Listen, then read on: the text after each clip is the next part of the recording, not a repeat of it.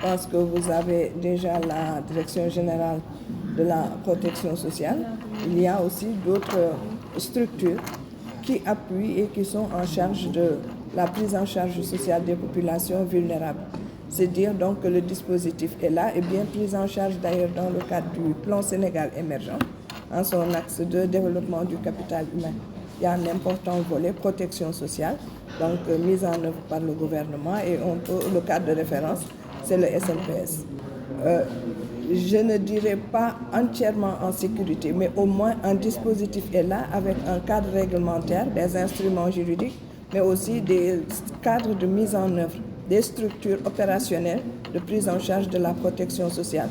Pour les travailleurs, vous avez la Caisse de sécurité sociale, vous avez l'Institut de prévoyance retraite, qui sont déjà donc mis en place. Vous savez, avec tous les dispositifs de gratuité qui sont mis en place, supportés par le budget de l'État, ne suffit pas.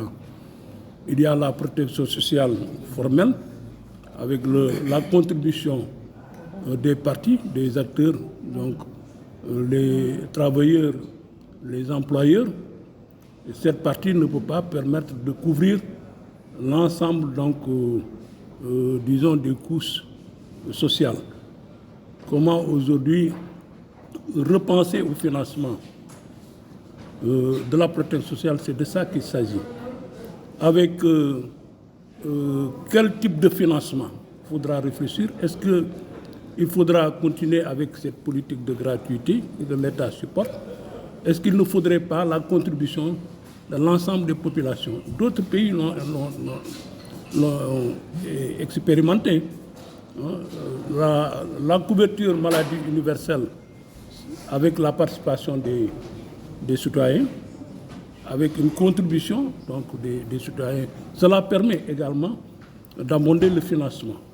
Oui, je voudrais profiter de cette occasion, parce que nous parlons de protection sociale, de construire un plaidoyer. Ce plaidoyer nécessite la participation de tous les secteurs, notamment des secteurs dits des secteurs sociaux de base, l'éducation et la santé. Profiter de cette antenne pour demander aux acteurs de la santé d'aller à la table de concertation, d'inviter également le gouvernement à discuter avec les partenaires sociaux du secteur de la santé. Aujourd'hui, nous enregistrons des grèves récurrentes dans ce secteur. Et si le Sénégal a des ambitions pour une protection sociale pour tous, à tous les niveaux, nous devons commencer également par la santé. Nous avons initié avec le BIT un programme qui s'appelle le RBSA pour le renforcement des acteurs de la santé en dialogue social.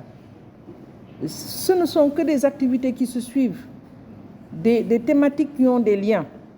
Donc, après avoir, ce programme vient d'être clôturé, nous sommes heureux au niveau du Haut Conseil d'engager le plaidoyer pour construire un plaidoyer sur cette question, cette problématique du financement de la protection sociale.